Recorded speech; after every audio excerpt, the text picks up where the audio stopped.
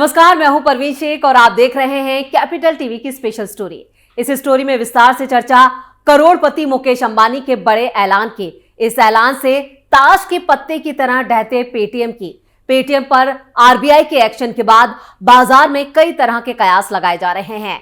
Paytm wallet ने business को लेकर भी कई तरह की रिपोर्ट्स लगातार सामने आ रही हैं और अब मुकेश अंबानी के मालिकाना हक वाली जियो फाइनेंशियल ने आखिरकार उन सभी मीडिया रिपोर्ट्स का खंडन किया है जिनमें रिलायंस इंडिया लिमिटेड के पेटीएम के वॉलेट बिजनेस के टेकओवर की जानकारी दी गई थी।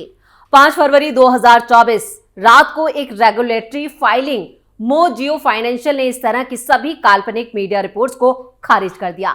फिनटेक कंपनी ने यह भी साफ किया कि पेटीएम के साथ वॉलेट बिजनेस के अधिग्रहण को लेकर किसी तरह की बातचीत नहीं चल रही है। गौर करने वाली बात है कि एक रिपोर्ट में कहा गया था कि जियो फाइनेंशियल और एचडीएफसी बैंक पेटीएम के वॉलेट बिजनेस को खरीदने पर टॉप 2 दावेदार हैं। आपको बता दें कि पेटीएम ने 6 फरवरी की सुबह दी गई जानकारी में कहा कि पेटीएम पेमेंट्स बैंक अपने वॉलेट बिजनेस को लेकर अंबानी के साथ किसी तरह की बातचीत नहीं कर रही है। इस बीच शेयर मार्केट में पेटीएम के शेयर भी 6 फरवरी को लगातार चौथे कारोबारी सत्र में नीचे गिरे। रिजर्व बैंक ऑफ इंडिया ने 31 जनवरी 2024 को पेटीएम पेमेंट्स बैंक पर लगाए गए बैन के बाद से कंपनी के शेयरों में गिरावट जारी है। नेशनल स्टॉक एक्सचेंज में पेटीएम का शेयर ऑल टाइम लो 395 रुपए पर पहुंच गया। पेटीएम के शेयर धारकों को पिछले कुछ दिनों में बड़े घाटे का सामना करना पड़ा। 31 जनवरी के बाद से पेटीएम निवेशकों को करीब $2.8 बिलियन तक गंवाने पड़े। आपको बता दें कि पेटीएम पेमेंट्स बैंक लिमिटेड में आरबीआई ने डिपॉजिट्स, क्रेडिट प्रोडक्ट्स और किसी तरह के डिजिटल वॉलेट पर 29 फरवरी तक रोक लगा दी है। पेटीएम की प्रवक्ता ने हालांकि किसी तरह के फॉरेन एक्सचेंज नियम के उल्लंघन की बात को खारिज किया है। वहीं पेटीएम के फाउंडर विजय शेखर शर्मा लगातार अपने ग्राहकों और कर्मचारियों से भरोसा बनाए रखने की बात कह रहे हैं। उनका कहना है कि 29 फरवरी के बाद भी पेटीएम की सभी सुविधाएं पहले की तरह ही काम करती रहेंगी।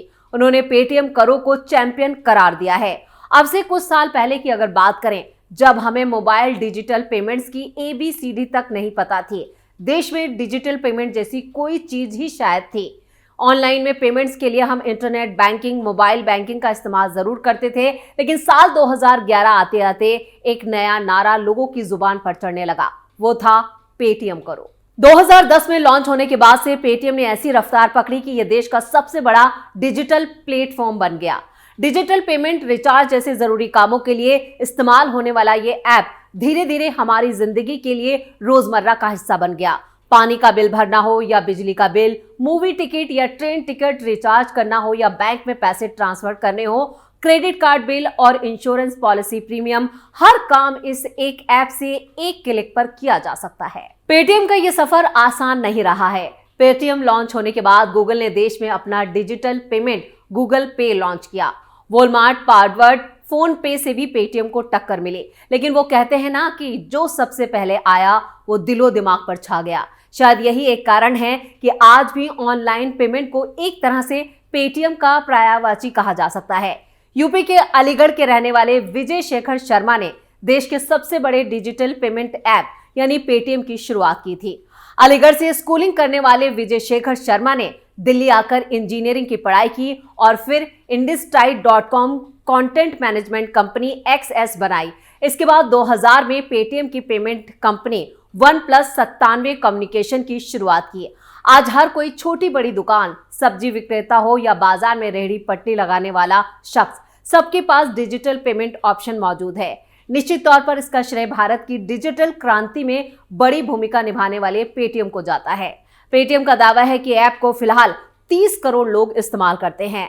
वहीं 3 करोड़ मर्चेंट कंपनी के प्लेटफॉर्म पर है, लेकिन 31 जनवरी 2024 को रिजर्व बैंक ऑफ इंडिया यानी आरबीआई ने पेटीएम पेमेंट्स बैंक लिमिटेड पर कार्रवाई के बाद पेटीएम के करोड़ों यूजर्स जो हैं वो परेशान हो चुके हैं।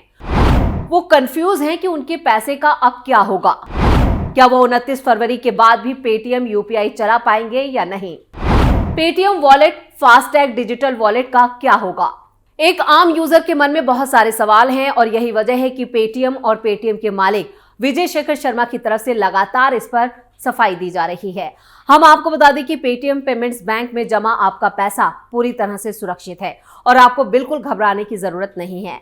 सबसे पहले तो आप ये जान लें कि पेटीएम ऐप और पेटीएम पेमेंट बैंक दोनों अलग कंपनियां हैं। गौर करने वाली बात यह है कि आरबीआई ने बैंक विंग पर कार्रवाई की है और ऐप पर किसी तरह की कोई यहां पर एक्शन नहीं लिया गया है। पेटीएम ऐप की पेरेंट कंपनी 197 कम्युनिकेशन है। पेटीएम पेमेंट बैंक में पेटीएम के फाउंडर विजय शेखर शर्मा के 51% शेयर हैं, जबकि 49% शेयर 197 कम्युनिकेशन के हैं। आपको बता दें कि पेटीएम वॉलेट, फास्टैग और मर्चेंट पेमेंट यानी दुकानों पर होने वाले digital transaction Paytm payment bank के जरिए होते हैं। इसलिए आरबीआई के एक्शन के बाद इन सर्विसेज पर असर पड़ेगा। आपको बता दें कि 2017 में आरबीआई ने पेटीएम को पेमेंट बैंक खोलने की अनुमति दी थी और आपको यह भी बता दें कि बैंक आम कमर्शियल बैंक से अलग होते हैं। इन बैंकों को लोन देने की सुविधा नहीं मिलती। यही वजह है कि पेटीएम पर जो लोन ऑफर किया जाता है वो दूसरी फाइनेंस कंपनियों के जरिए दिया जाता है। वहीं पेमेंट बैंक में जमा होने वाली रकम सरकारी बॉन्ड में डिपॉजिट होती है। यही एक सबसे बड़ी वजह है कि लोगों का पैसा वॉलेट में पूरी तरह से सुरक्षित है। पेटीएम पेमेंट्स बैंक के जरिए काले पैसे को बनाया गया सफेद। पेटीएम का इस पर क्या है कहना? पेटीएम पेमेंट्स बैंक गया तो आगे क्या होगा? रिजर्व बैंक का कहना है कि पेटीएम पेमेंट बैंक में काफी गड़बड़ियां हैं। रिपोर्ट्स के मुताबिक बैंक अकाउंट में खोलने से पहले केवाईसी की प्रक्रिया पूरी करनी होती है और पेटीएम पेमेंट बैंक में केवाईसी का उल्लंघन हुआ है। कई मीडिया रिपोर्ट्स में पता चला है कि पेमेंट्स बैंक में एक पैन कार्ड पर 1000 अकाउंट तक खोले गए। वॉलेट में करोड़ों रुपए का ट्रांजैक्शन हुआ और हो सकता है कि यह मनी लॉन्ड्रिंग के चलते हुआ। पेटीएम मैनेजमेंट का कहना है कि पेटीएम पेमेंट्स बैंक बिजनेस को लेकर लगातार आरबीआई के साथ बातचीत चल रही है और वो पूरी तरह से हर जांच में सहयोग के लिए तैयार है।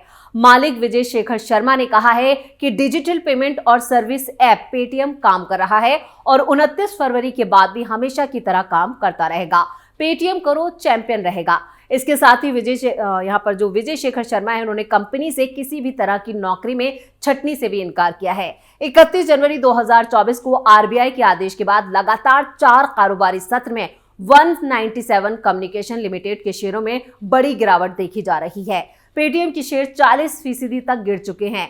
मीडिया रिपोर्ट्स में खबरें थी कि मुकेश अंबानी के मालिकाना हक वाली जियो फाइनेंशियल सर्विसेज के साथ पेटीएम वॉलेट बिजनेस खरीदने को लेकर बातचीत चल रही है, लेकिन एक रेगुलेटरी फाइलिंग जियो फाइनेंशियल सर्विसेज ने इस तरह की सभी रिपोर्ट्स को काल्पनिक करार दिया। ग्राहकों के साथ साथ कर्मचारियों के मन में भी ये सवाल है कि पेटीएम पेमेंट्स बैंक का भविष्य क्या है। खबरें हैं कि पार्टनर के तौर पर कई और बैंक अब पेटीएम पेमेंट बैंक की जगह ले सकता है। ग्राहकों को इससे कोई फर्क नहीं पड़ेगा और जो बदलाव आएगा वो सिर्फ बैंक एंड पर ही होगा। लेकिन ध्यान रहे कि रिजर्व बैंक की मंजूरी के बिना कुछ भी मुमकिन नहीं है। अरबपति कारोबारी मुकेश अंबानी की लीडरशिप स्किल एक बार फिर सामने आई है। यहाँ पर नेतृत्व कौशल के मायने में अंबानी दुनिया में दूसरे नंबर पर आ गए हैं और ब्रांड गार्जियनशिप इंडेक्स 2024 में अंबानी को दुनिया भर में दूसरा स्थान मिला है, जबकि भारतीय कंपनियों के मुख्य कार्यकारी अधिकारी या प्रमुख के मामले में अंबानी देश में नंबर 1 पोजीशन पर हैं। गौरतलब है कि 2023 की गार्जियनशिप इंडेक्स में भी मुकेश अंबानी को वैश्विक स्तर पर दूसरे स्थान पर रखा गया था। क्या और क्यों चर्चित है कारोबारियों की ये list? Mukesh Ambani Google, Apple, Tesla के दिग्गजों से भी आगे हैं। ब्रांड गार्जियनशिप इंडेक्स कंपनियों के मुख्य कार्यकारी अधिकारियों, जिन्हें सीईओ को कहा जाता है, वो वैश्विक स्तर पर मान्यता देता है। इस इंडेक्स में कंपनी के सभी हितधारकों, कर्मचारियों, निवेशकों और समाज की जरूरतों के बीच संतुलन कायम करते हुए स्थायी व्यावसायिक मूल्य के तहत कारोबार करने वाले जो कारोबारी होते हैं उनका मूल्यांकन किया जाता है। गार्जियनशिप इंडेक्स के मुताबिक Ambani, Microsoft chief Satya Nadella, Google प्रमुख सुंदर पिचाई, एप्पल के सीईओ टिम कुक और टेस्ला चीफ एलन मस्क से जैसे विश्व जो दिग्गजों में यहाँ पर शामिल होते हैं उनमें भी आ गए। उन्होंने टाटा समूह के एन चंद्रशेखरन और महिंद्रा समूह के अनीश शाह जैसे कई भारतीयों को भी पीछे छोड़ने में कामयाबी हासिल की है। इधर आरबीआई के एक्शन के बाद पेटीएम संकट भी बढ़ गया है और इस बीच पेटीएम की पेरेंट कंपनी 197 कम्युनिकेशन लिमिटेड के शेयर रोज धराशायी होते जा रहे हैं। बीते कारोबारी दिन सोमवार को भी इसमें शेयर बाजार में ओपन होने के साथ ही 10% लोअर सर्किट लग गया। वहीं दूसरी ओर एशिया के सबसे रईस इंसान मुकेश अंबानी की नई कंपनी जियो फाइनेंशियल सर्विसेज के शेयर रॉकेट की तरह भागते नजर आए। दिन भर के कारोबार के दौरान जियो फाइनेंशियल सर्विसेज स्टॉक ने हरे निशान पर कारोबार किया और कारोबार के आखिर में ये 14% की जोरदार उछाल के साथ 289 रुपए के लेवल पर क्लोज हुआ। मुकेश अंबानी की जियो फाइनेंशियल सर्विसेज के साथ ही पेटीएम की तरफ से भी इस तरह की रिपोर्ट पर यहां पर सफाई दी गई। फिनटेक फर्म ने कहा है कि वो अपना वॉलेट कारोबार बेचने के लिए किसी भी कंपनी से बातचीत नहीं कर रही है। वहीं एक रिपोर्ट में कंपनी से जुड़े सूत्रों के हवाले से कहा गया कि कंपनी बिक्री के लिए किसी भी कंपनी के साथ कोई चर्चा नहीं कर रही। गौरतलब है कि महज 3 दिनों के कारोबार में ही पेटीएम के शेयर 43% तक टूट चुके हैं और कंपनी के मार्केट कैप में 20,500 करोड़ रुपए से ज्यादा की गिरावट दर्ज की गई है। तो पेटीएम बेहाल है और अंबानी की कंपनियां जो है वो मालामाल है। और इधर मुकेश अंबानी ने भी पेटीएम को बड़ा झटका देते हुए साफ कर दिया कि वो फिलहाल इसे टेक ओवर नहीं कर रहे हैं। तो ये थी हमारी स्पेशल स्टोरी। आपको वीडियो कैसा लगा नीचे कमेंट बॉक्स में राय अपनी जरूर दें। वीडियो को लाइक करें, शेयर करें और कैपिटल टीवी को सब्सक्राइब करें। नमस्कार।